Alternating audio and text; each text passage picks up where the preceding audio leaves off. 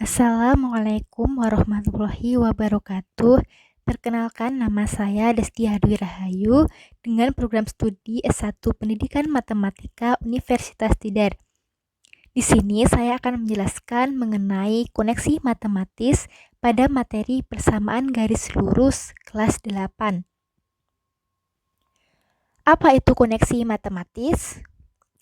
Menurut Suherman, kemampuan koneksi matematis adalah kemampuan untuk mengaitkan konsep atau aturan matematika yang satu dengan yang lainnya, dengan bidang studi lain, atau dengan aplikasi pada dunia nyata. Kemudian, menurut Ruspiani dalam makalah Utari Sumarno yang dikutip dalam skripsi M. Fikri Hamdani, kemampuan koneksi matematis adalah kemampuan mengaitkan konsep-konsep matematika, baik antar konsep dalam matematika itu sendiri maupun mengaitkan konsep matematika dengan konsep dalam bidang lainnya.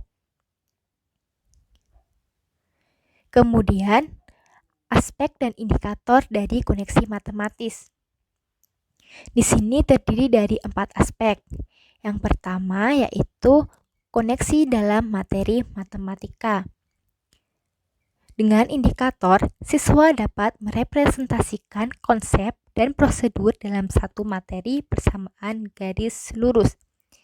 Jadi di sini siswa dapat menghubungkan konsep matematika yang ada pada satu materi. Kemudian, aspek kedua yaitu koneksi antar materi dalam matematika. Dengan indikator, siswa dapat mengaitkan antara konsep atau prosedur pada materi persamaan garis lurus dengan konsep atau prosedur pada materi lainnya. Kemudian untuk aspek yang ketiga yaitu koneksi antara materi matematika dengan ilmu lain selain matematika. Dengan indikator, siswa dapat menyelesaikan soal persamaan garis lurus dengan menghubungkan antar konsep matematika dengan bidang lain. Kemudian untuk aspek yang keempat yaitu koneksi antara matematika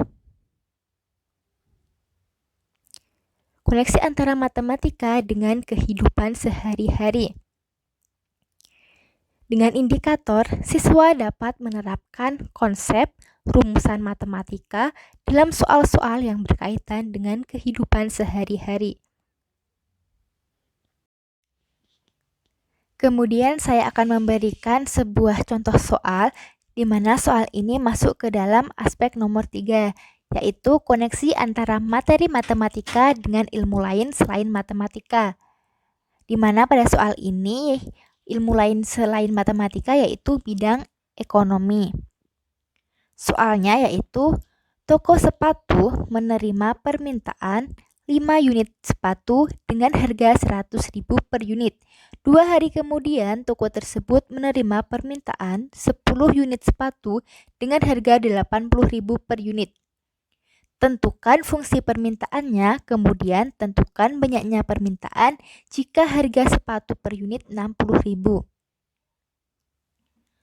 Untuk menjawab soalnya, kita menuliskan apa yang diketahui, ditanyakan, baru kita jawab. Pada soal tersebut diketahui permintaan awal yaitu 5 unit dengan harga 100.000 per unitnya. Kemudian permintaan selanjutnya 10 unit dengan harga 80.000 per unit. Ditanyakan fungsi permintaan dan banyaknya permintaan jika harga sepatu per unitnya yaitu 60.000. Kemudian baru dijawab. Nah, di sini kita misalkan Q adalah banyaknya permintaan, kemudian P adalah harga barang yang diminta.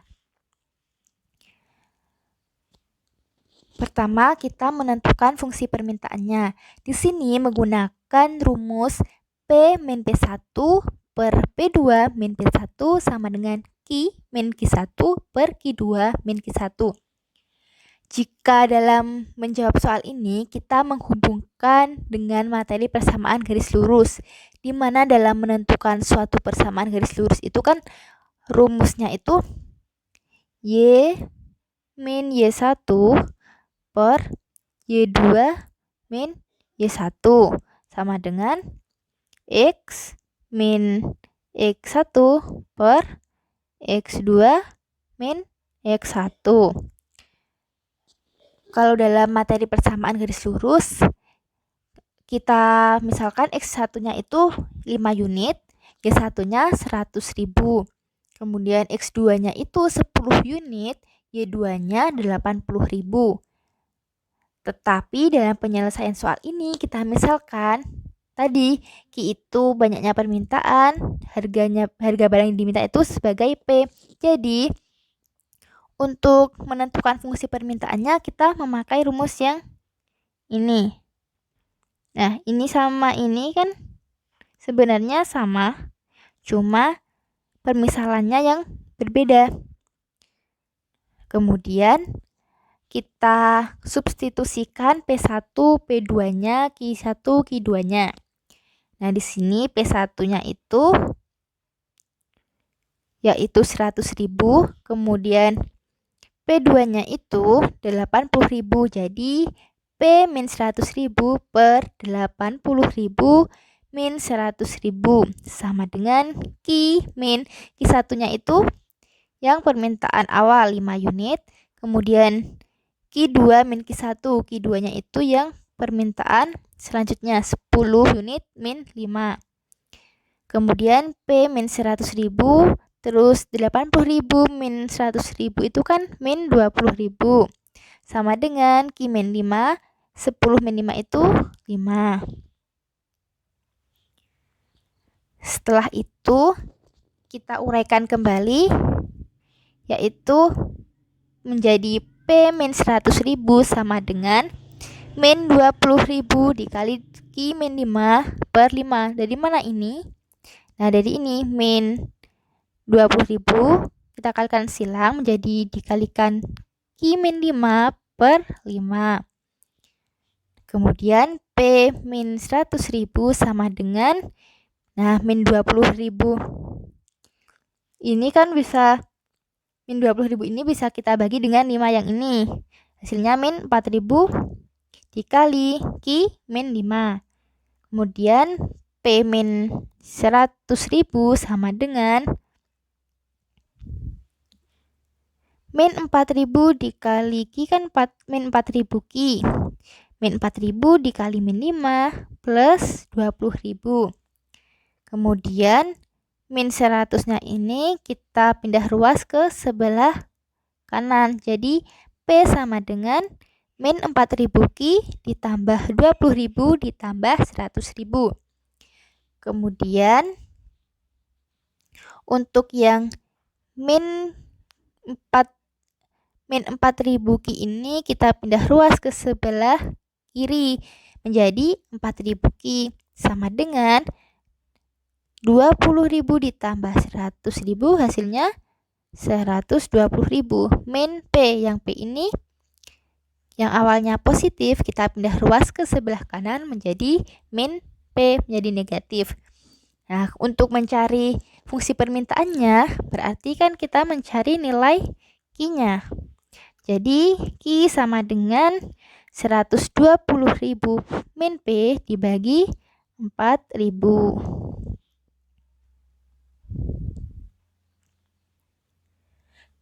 Kemudian kita menentukan banyaknya permintaan jika harga sepatu per unit yaitu 60.000. Nah, P kan tadi kita misalkan sebagai harga sepatu.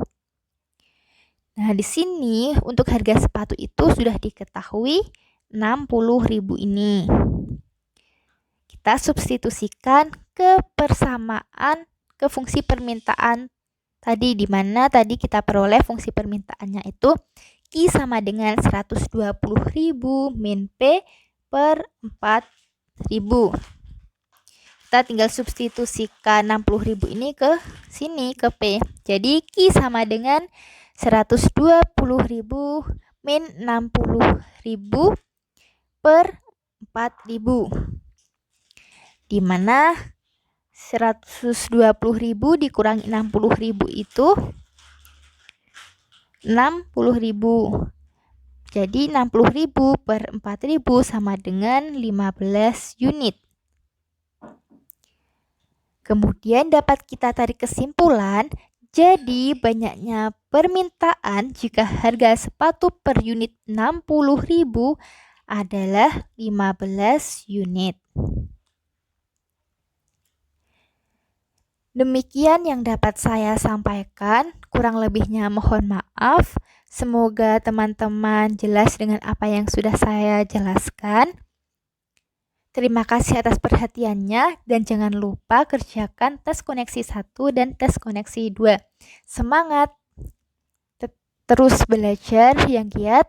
Semoga menjadi orang yang bermanfaat. Wassalamualaikum warahmatullahi wabarakatuh.